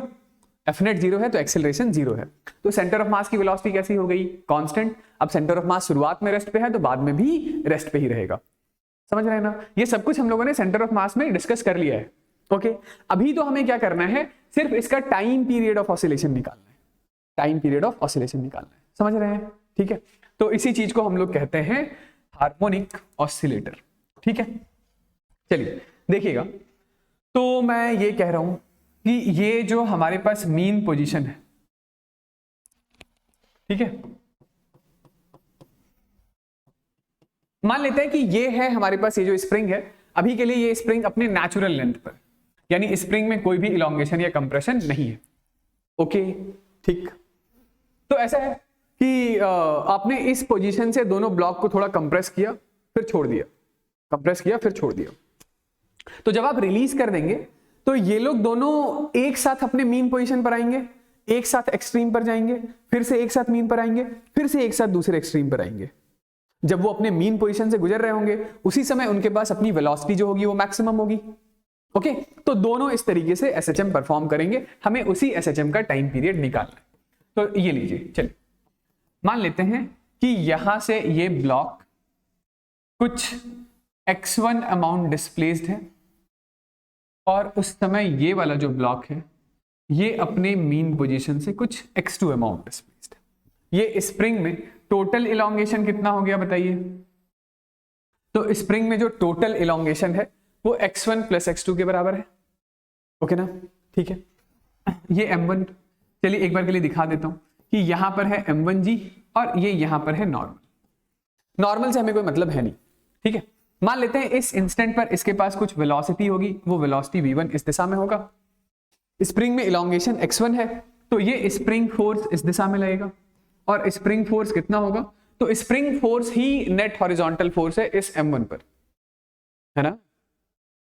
तो यदि हम लोग एक बार के लिए इस m1 मास के ब्लॉक के बारे में कहानी लिखें तो क्या लिखेंगे उस कहानी में? उस कहानी में हम लोग लिखेंगे कि इस पर काम करने वाला जो स्प्रिंग फोर्स है that is equal to k times of x1 plus x2 के बराबर है, और यही स्प्रिंग फोर्स इस पर नेट फोर्स है। तो this net force is equal to mass into mass m1 into acceleration, this is equal to k x1 plus x2। ठीक है, अब एक पंगा है कि आपने एक बात तो प्रूव कर दिया कि भाई इस स्प्रिंग में इलॉन्गेशन है लेफ्ट की तरफ तो एक्सेलरेशन है राइट की तरफ, मतलब डिस्प्लेसमेंट और एक्सेलरेशन या डिस्प्लेसमेंट ऑफ फोर्स एक दूसरे से अपोजिट डायरेक्शन में। तो ये तो एक कंडीशन हुआ ना SHM का। दूसरा कंडीशन क्या है? दूसरा कंडीशन है कि acceleration should be directly proportional to displacement x1। तो अभी दो में से एक ही बात प्रूफ हुई है, एक और काम अभी हमें करना रहता है। वो क्या है? समझ रहे हैं क्या कहना चाह रहा हूं? कि acceleration should be directly proportional to सिर्फ डिस्प्लेसमेंट x1 होना चाहिए, और अभी तो acceleration is equal to k times of x1 भी है और x2 भी है, तो x2 को हटाना पड़ेगा। x2 को क्या हटाएंगे, मतलब कैसे हटाएंगे? तो x2 को हटाने के लिए हमारे पास वही जुगाड़ है। कौन सा जुगाड़? कि एफ नेट है हमारे पास 0, जो मैं अभी थोड़ी देर पहले बोल रहा था। तो एक्सेलरेशन ऑफ सेंटर ऑफ मास कितना है? 0। एक्सेलरेशन ऑफ सेंटर ऑफ मास 0 है तो वेलोसिटी ऑफ सेंटर ऑफ मास कैसा है? Constant. Velocity of centre of mass constant कितना है? 0 है। तो मान लेते हैं कि इन दोनों का सेंटर ऑफ मास कहीं यहां इस पोजीशन पे, लेट से इस पोजीशन। तो सेंटर ऑफ मास हमेशा इसी पोजीशन पर रहेगा, सेंटर ऑफ मास हमेशा इसी पोजीशन पर रहेगा, यानी कि shift in x coordinate of position of centre of mass is 0। याद है ये शिफ्ट कैसे लिखा करते थे? शिफ्ट लिखा करते थे m1 इंटू पहले पार्टिकल का डिस्प्लेसमेंट। तो पहले पार्टिकल का डिस्प्लेसमेंट है हमारे पास x1 प्लस m2 इंटू दूसरे पार्टिकल का डिस्प्लेसमेंट। तो दूसरे पार्टिकल का डिस्प्लेसमेंट है x2, this is equal to 0। मैं यहां पे लगा दूंगा माइनस साइन, क्योंकि ये वाली साइड हम लोग ले लेते हैं पॉजिटिव, तो ये वाली साइड ले लेते हैं नेगेटिव। ऑलराइट, ठीक है। तो क्या एक्सप्रेशन हमारे पास आ रहा है? एक्सप्रेशन आ रहा है m1 x1 is equal to m2 x2, ठीक है ना। ये याद ही रहना चाहिए, मैं तो कहूंगा इसको याद ही रखा कीजिए। m1 x1 is equal to m2 x2 होता है, ठीक है भाई। तो यहां से बताइए कि x2 क्या लिख लेंगे? तो यहां से हम लोग x2 is equal to m1 x1 by m2 लिख लेंगे। उसको यहां से उठाइए और यहां पटक दीजिए। तो एक्सेलरेशन ये ऐसे एक बार लिख लेता हूं कि m1a is equal to k times of x1, तो ठीक है। और x2 की जगह क्या लिख लेंगे? तो x2 की जगह हम लोग लिख लेंगे m1 x1 बाई m2, ठीक है। इसके आगे का मैं इधर लिख रहा हूं। तो भाई यहां से हमारे पास एक्सेलरेशन इज इक्वल टू कितना आ रहा है? तो acceleration is equal to k by m into k by m1 into m2, और ये कितना हो गया? ये हो गया m1 plus m2 into x1। तो हो गया हमारा काम, हो गया ना कि acceleration is directly proportional to displacement x1, यानी कि motion is simple harmonic motion, ठीक है।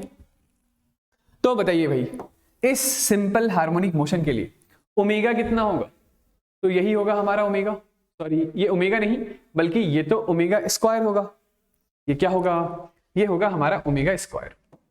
तो यदि आपके पास ओमेगा स्क्वायर की वैल्यू इतनी है तो ओमेगा इज इक्वल टू कितना होगा?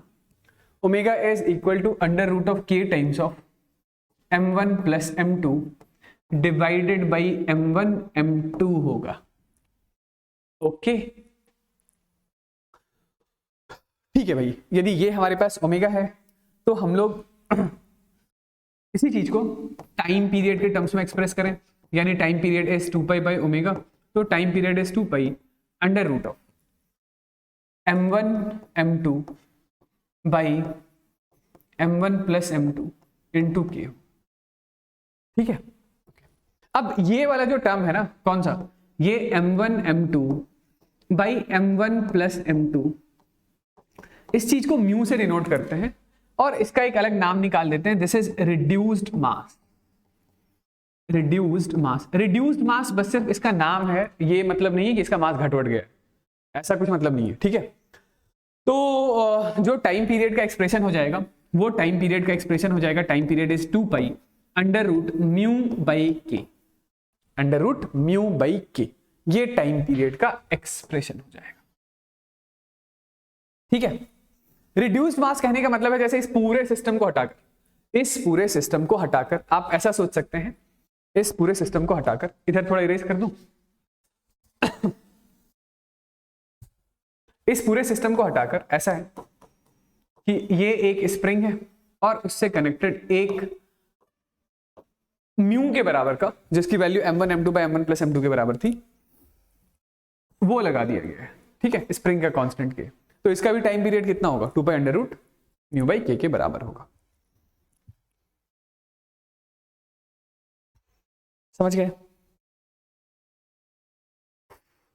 कूल, ठीक है, समझ आ गया ना ये वाली बात। तो ये सीधा एंड रिजल्ट याद रखिएगा, फॉर्मूला याद रखिएगा, सीधा इसी पर प्रॉब्लम ही आता है कि के की वैल्यू दे दी रह जाएगी, m1 m2 की वैल्यू दे दी जाएगी, टाइम पीरियड पूछ लिया जाएगा, ठीक है ना।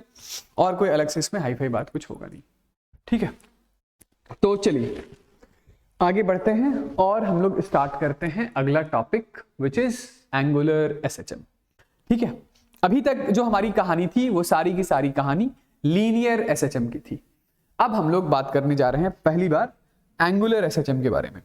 क्या है एंगुलर एसएचएम? तो सुनिएगा, देखिए ऐसा है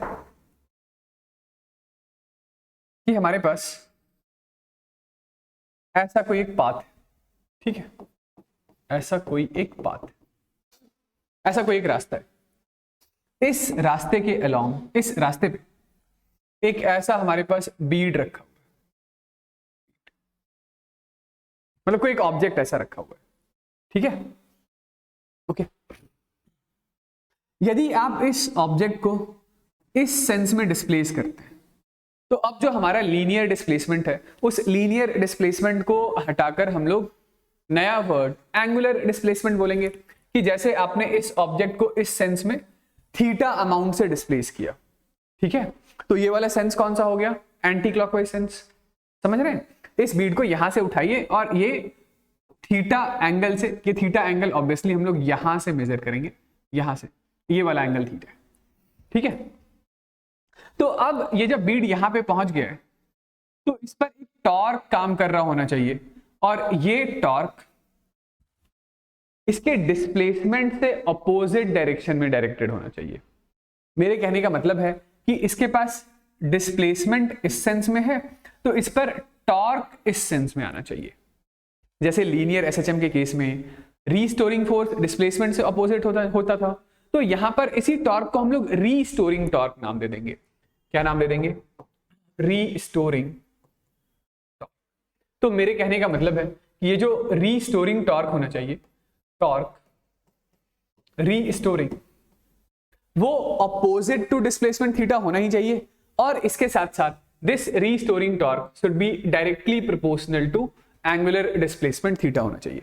तो वही ये जो डायरेक्शन वाली बात है, उस डायरेक्शन वाली बात को इंट्रोड्यूस करने के लिए यहां पर माइनस साइन लगा देते हैं, जैसे लीनियर एसएचएम में F is equal to minus times of kx होता था, समझ रहे हैं ना। तो क्या लिख देंगे हम लोग, बताइए।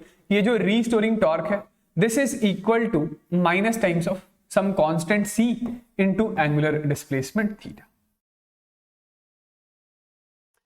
तो एंगुलर एसएचएम के लिए यही मैथमेटिकल कंडीशन है आपके पास, कि restoring torque should be directly proportional to angular displacement and restoring torque should be directed opposite to the displacement theta.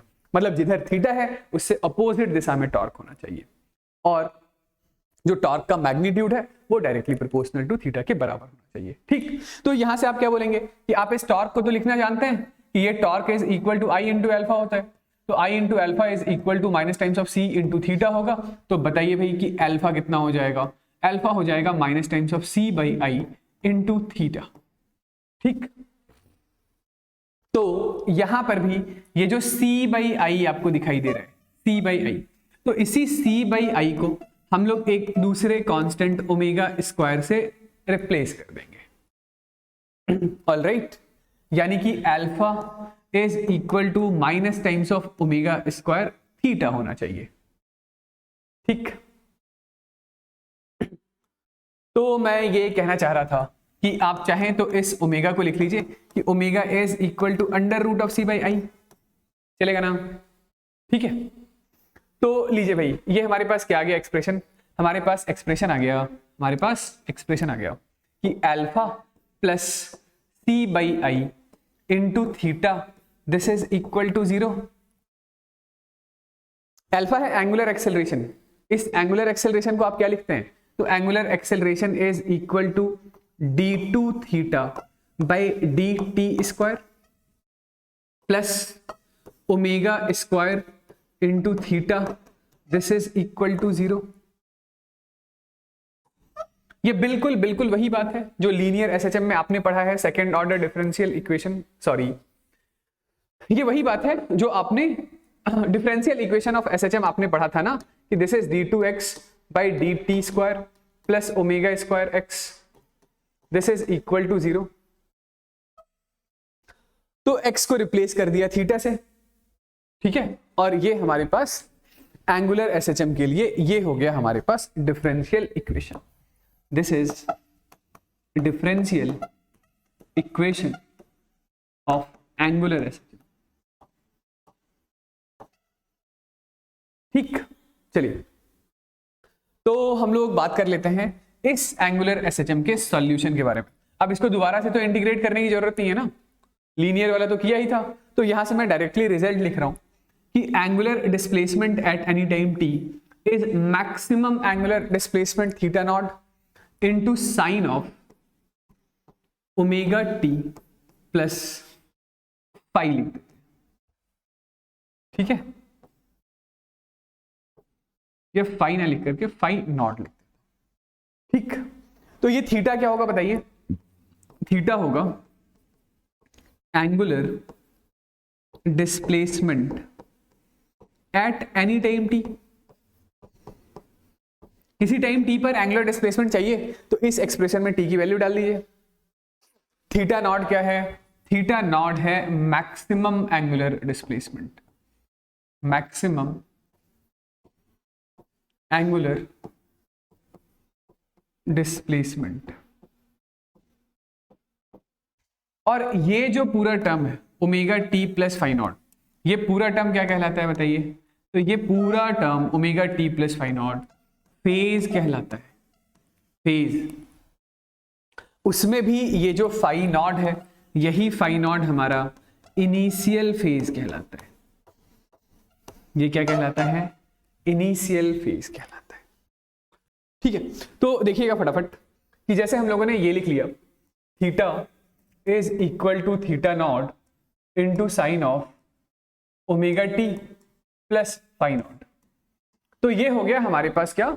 Angular displacement का एक्सप्रेशन। यदि आपको एंगुलर वेलोसिटी चाहिए तो एंगुलर वेलोसिटी कैसे निकालेंगे? तो एंगुलर वेलोसिटी को हम लोग ओमेगा से डिनोट कर देते हैं। तो एंगुलर वेलोसिटी ओमेगा, मतलब ये ओमेगा से आप कंफ्यूज ना हो जाए इसीलिए ऐसा साइन बना दिया है। तो this omega is equal to d theta by d t. कीजिए जरा इसको डिफरेंशिएट, तो आप बोलेंगे थीटा नॉट, ठीक है। साइन का differentiation is equal to cos into ये omega T plus phi naught, ठीक है। और ओमेगा टी का डिफरेंशिएशन इज ओमेगा, ठीक है। ऑलराइट, तो ये हो गया हमारे पास velocity at any time T is equal to theta naught into omega into cos of omega T plus phi, ठीक है। तो ये बताइए, ये जो हमारे पास वेलोसिटी है, ये velocity as a function of time है ना। जैसे लीनियर एसएचएम में v इज इक्वल टू क्या होता था? a omega into cos of omega T plus phi. तो उसी चीज को हम लोग as a function of position भी तो लिखते थे। तो ठीक उसी तरीके से ये जो वेलोसिटी है इसको क्या लिख लेंगे बताइए? तो आप बोलेंगे ये थीटा नॉट इंटू ओमेगा, तो ठीक है। कॉस थीटा को लिख लीजिए under root of 1 minus sine square omega T plus phi naught, चलेगा। ये थीटा नॉट भी अंदर ही लेकर चलते हैं, थीटा नॉट को रूट के अंदर लेकर चलते हैं। तो इसको लिखेंगे ये omega under root of theta naught अंदर आ गया, तो ये थीटा नॉट का स्क्वायर हो गया 1 से मल्टीप्लाई होकर, minus times of theta naught का square into sine square omega T plus phi naught. तो आप बोलेंगे ये जो theta sine omega T plus phi naught, ये तो हमारा थीटा था, angular displacement at any time T. तो angular velocity is equal to omega under root of theta naught का स्क्वायर माइनस थीटा का स्क्वायर। ये बिल्कुल वही वाली बात है कि velocity is equal to omega under root of a square minus x square, ठीक है ना। कोई कंफ्यूजन तो नहीं है, ठीक है। तो चलिए यहां से मैं वेलोसिटी की मैक्सिमम वैल्यू भी लिख देता हूं, मतलब एंगुलर वेलोसिटी की जो मैक्सिमम वैल्यू है that is equal two plus minus theta naught into omega होगा, और इस एंगुलर वेलोसिटी की जो मिनिमम वैल्यू है वो 0 होगा। 0 कहां पर होता है? तो 0 तो एक्सट्रीम पोजीशन पर होता है और ये मीन पोजीशन पर होता है। ऑलराइट, जब एक बार आपने वेलोसिटी लिख लिया है तो यहीं से आप एंगुलर एक्सेलरेशन लिख लेंगे, और वो एंगुलर एक्सेलरेशन अल्फा कितना होगा? तो angular acceleration alpha is equal to d omega by d t, ठीक है भाई। वेलोसिटी का रेट चेंज, एंगुलर एक्सेलरेशन, तो यहां से हमारे पास अल्फा की वैल्यू आ जाएगी। लीजिए जरा इसको भी डिफरेंशिएट कर दीजिए, तो ये कितना हो जाएगा? Minus times of omega square into theta naught, cos का डिफरेंशिएशन साइन, मतलब माइनस साइन था वही मैंने माइनस बाहर ले लिया है, इंटू साइन ऑफ ये omega T plus phi naught, ऐसा लिख देता हूं। तो alpha is equal to minus times of omega square into theta, ये जो theta naught sine of omega T plus phi naught है वो तो थीटा ही है। तो इसी चीज से तो हम लोगों ने सब कुछ शुरुआत ही किया था, तो अल्टीमेटली यही तो आना ही था, है ना।